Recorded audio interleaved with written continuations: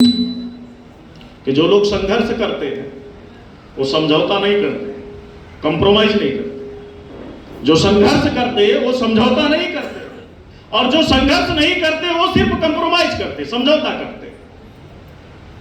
तो आज भारत के लोकतंत्र के साथ, संविधान के साथ जो गद्दारी मनुवादी ताकतें कर रही है, उन्हें समाप्त करने का काम कर रही है, तो उनकी जड़ में कहीं न कहीं हमारे लोगों का 3.5% लोगों के साथ खड़े होने का असल मामला है। इस बात को हम आपको समझने की जरूरत है। आखिरी बात मैं कहना चाहूंगा इस मौके पे कि आज के तारीख में भारत में एक बड़ी आबादी जो ईमान, इत्तेहाद, मसावात, इंसाफ को मानने वाली है, लेकिन आज उस आबादी को 3.5% मनुवादी विचारधारा ने कटघरे में लाकर खड़ा करने का काम किया। और भारत के मुसलमान, यहां कुछ मुसलमान अगर बैठे हो तो उन्हें इस बात का इल्म होना चाहिए कि आज उसी मनुवादी विचारधारा ने आपको 21वीं सदी का नया अछूत बना दिया है, अनटचेबल बना दिया है। अब आप कितना महसूस करते हो, कितना नहीं करते हो? अछूत कैसे बनाया जाता है अगर भारत के मुसलमानों को इस बात का इल्म नहीं है, समझ नहीं है? कैसे शेड्यूल कास्ट के लोगों को अछूत बनाया, कैसे आदिवासियों का सेग्रीगेशन किया, कैसे ओबीसी पे शूद्रत्व थोपा गया, इस बात का अगर अभी एहसास और इस बात के बारे में अगर समझना है, जानना है, तो भारत का मुसलमान अभी ताजा एग्जाम्पल है। भारत के मुख्तलिफ इलाकों में, अलग अलग हिस्सों में आए दिन कभी फर्जी गौकशी के नाम पर मुस्लिम नौजवानों का कत्ल कर दिया जाता है। यही मुरादाबाद में जिम ट्रेनर नसीम था, गाय के गोश्त के शक में बजरंग दल की गुंडों की भीड़ इकट्ठा होती है और बेरहमी के साथ जो जिम ट्रेनर नसीम था, पीट कर इसी मुरादाबाद में हत्या कर दी जाती है, मौलिक की जाती है। एक सिंगल उदाहरण नहीं, एग्जाम्पल नहीं है। सिर्फ मुसलमान होने के नाते 2 साल पहले अगर आपने एक घटना घटी, चलती ट्रेन में एक मुस्लिम फैमिली सफर कर रही थी, मुस्लिम फैमिली जो सफर कर रही थी, आरपीएफ का कांस्टेबल पिस्टल निकालता है और बेरहमी के साथ चलती ट्रेन में उस मुस्लिम फैमिली की हत्या कर देता है। क्या आपने गौर किया? उस आरपीएफ के कांस्टेबल की जिम्मेदारी थी रेल में सफर करने वाले, ट्रेन में सफर करने वाले रेल यात्रियों के जान माल की हिफाजत करने की। इसके लिए सरकार उसे पेमेंट करती, वेतन देती। लेकिन वो आम बेगुनाह मुसलमान जो मुस्लिम फैमिली थी, चलती ट्रेन में उसकी बेरहमी के साथ आरपीएफ का कांस्टेबल पिस्टल निकालता है, हत्या कर देता है। मैंने सोचा कि ऐसा क्यों हो रहा है, ऐसा क्यों कर रहा है? तो साथियों, वो मेंटल डिसऑर्डर का शिकार नहीं था। जो आरपीएफ का कांस्टेबल पिस्टल निकाल कर एक मुस्लिम फैमिली की बेरहमी के साथ हत्या किया, वो मेंटल डिसऑर्डर का शिकार नहीं था। शायद मेंटल डिसऑर्डर का शिकार होता तो ऑन ड्यूटी नहीं होता, मेंटल हॉस्पिटल होता। वो मेंटल डिसऑर्डर का शिकार नहीं था, बल्कि आरएसएस के क्रिमिनल आइडियोलॉजी का शिकार था। ये क्रिमिनल आइडियोलॉजी की वजह से इंद्र कुमार मेघवाल नाम के बच्चे की हत्या की जाती है। एक क्रिमिनल आइडियोलॉजी की वजह से शेड्यूल कास्ट के लोगों को मूंछ रखने, घोड़ी चढ़ने के नाम पर उनके मोहल्ले से 12 अगर घोड़े और डीजे के साथ निकालने पर हत्याएं और उन पर हमले किए जाते। शेड्यूल कास्ट इस देश में खासतौर से क्रिमिनल आइडियोलॉजी के शिकार होने वाला जो ग्रुप है, समूह है, उसकी वजह से भारत के अलग अलग हिस्सों में इस तरह की घटनाएं देखने को मिलती है। भारत के संविधान के विरोध में जाकर पार्लियामेंट में कभी आईपीसी के साथ छेड़छाड़ किया जाता, आईपीसी के स्ट्रक्चर में तब्दीली लाई जाती, कभी लेबर लॉ में, कभी किसानों के खिलाफ 3 काले कानून बनाए जाते, कभी सीए, कभी एनआरसी, कभी एनपीआर लाए जाते, कभी वक्फ संशोधन विधेयक 2025 लाया जाता जो संविधान के फंडामेंटल राइट का वायलेंस करता है, आर्टिकल 26 का वायलेंस करता है। तो साथियों, हम वाम से भारत मुक्ति मोर्चा के लोग और फूले साहब अम्बेडकर के विचारों के जो प्रचारक है, अनुयायी है, हम ऐसे किसी भी कानून को मानने के लिए तैयार नहीं है जो संविधान के मूल सिद्धांतों के खिलाफ है। चाहे इस देश में पार्लियामेंट ही कोई कानून क्यों न बनाए,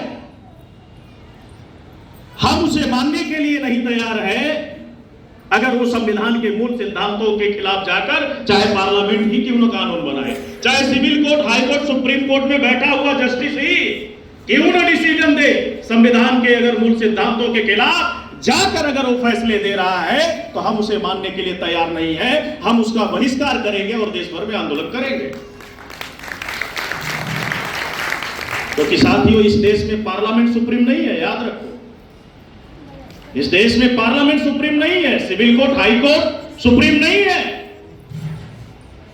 civil court, high court, supreme court में बैठा हुआ जस्टिस और चीफ जस्टिस सुप्रीम नहीं है।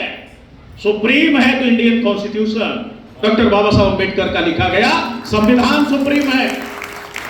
और उस संविधान को नजरअंदाज बनाकर चाहे पार्लियामेंट में ही कोई पॉलिटिकल पार्टी अगर फैसले लेगी तो हम उसे मानने के लिए तैयार नहीं है।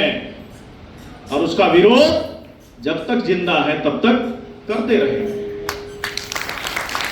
ये लड़ाई साथियों सिर्फ संविधान की नहीं है, ये भारत के मूल निवासियों के वजूद और अस्तित्व की लड़ाई है। आने वाली नस्लों और पीढ़ियों के मुस्तकबिल की लड़ाई है, भविष्य की लड़ाई है। हम आपके प्रयास आने वाले नस्लों और पीढ़ियों के भविष्य तय करेंगे। हम आप अगर सर झुकाकर इस गुलामी को स्वीकार कर लेंगे। है अभी एक साथी चर्चा कर रहे थे कि सीजीआई के ऊपर जूता फेंक दिया। अरे सीजीआई बनने की औकात डॉक्टर बाबा साहब अम्बेडकर ने दी और डॉक्टर बाबा साहब अम्बेडकर के लिखे संविधान ने दी। उसे मौका चीफ जस्टिस ऑफ इंडिया भारतीय संविधान की वजह से और बाबा साहब अम्बेडकर के संघर्ष की वजह से मिला। अगर उस मनुवादी ने chief justice of India BR Gavai पे जूता मारा तो उसके पास बाबा साहब अम्बेडकर ने संविधान की वो पावर दी है, उससे इस देश में लोकतंत्र और संविधान पे जो जूता बार बार मनुवादी लोग कर रहे हैं, उन तमाम लोकतंत्र और संविधान पर जूता मारने वाली व्यवस्था पे संविधान का जूता मार के जस्टिस BR गवई जवाब दे सकते थे। ईवीएम पर, इलेक्ट्रॉनिक वोटिंग मशीन पे डे टू डे हियरिंग करके इलेक्ट्रॉनिक वोटिंग मशीन को बंद कर सकते हैं BR गवई, लेकिन 23 नवंबर को चले जाएंगे। यह एहसास है क्या? इसीलिए शायद डॉक्टर बाबा साहब अम्बेडकर ने कहा कि गुलामों को उनकी गुलामी का एहसास करा दो, वो खुद ब खुद गुलामी के जंजीरों को तोड़ देंगे। आज अनपढ़ छोड़ दो, अनपढ़ों के अंदर हमें ज्यादा स्वाभिमान और संघर्ष दिखाई देता है, लेकिन समाज के पढ़े लिखे लोगों के अंदर हमें स्वाभिमान और संघर्ष नहीं दिखाई देता है, बल्कि वो कंप्रोमाइज कर रहा है, वो सिस्टम के साथ अपने आप को एडजस्ट कर रहा है पावर। तमाम ऐसी पिटीशन पड़ी है, तमाम ऐसी याचिकाएं पड़ी है सुप्रीम कोर्ट में और उनके पास है पावर। तो लोकतंत्र के लिए सबसे बड़ा खतरा क्या है अभी आज के तारीख में 21वीं सदी में? इलेक्ट्रॉनिक वोटिंग मशीन है। इलेक्ट्रॉनिक वोटिंग मशीन ने ओबीसी, SC, ST माइनॉरिटी के लोगों के वोट के अधिकार को प्रभाव शून्य कर दिया, जीरो कर दिया। अगर इस मशीन ने, इलेक्ट्रॉनिक वोटिंग मशीन ने हमारे समाज के लोगों के वोट के अधिकार को प्रभाव शून्य किया, तो जस्टिस BR गवई पे जब जूता फेंका गया तो उन्होंने ब्राह्मणवादियों पे संविधान और लोकतंत्र की रक्षा के लिए इलेक्ट्रॉनिक वोटिंग मशीन को बैन करके उनके मुंह पे भी जूता मार सकते थे, लेकिन ऐसा करने वाले नहीं है। और कोलोजियम के जरिए अभी एक ब्राह्मण को CGI डिक्लेयर कर दिया।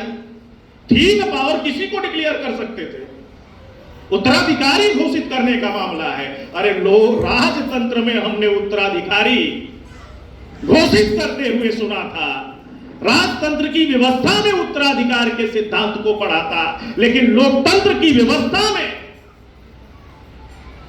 और जहां से न्याय मिलते लोगों से, जहां से संविधान की रक्षा होती है, अगर कोई संविधान के खिलाफ फैसले लिए जाते, वहां उत्तराधिकारी चुनने की कोलोजियम के जरिए व्यवस्था है। ऐसी व्यवस्था को जो अलोकतांत्रिक व्यवस्था है उसे लात मारते हैं। और इस देश में बहुजनों की जब व्यवस्था आएगी तो कोलोजियम की परंपरा समाप्त होगी और न्यायपालिका में भी आबादी के हिसाब से, संख्या के अनुपात में आरक्षण होगा। तभी इस देश के बहुसंख्यक OBC, SC, ST माइनॉरिटी के लोगों के साथ न्याय होगा। साथियों,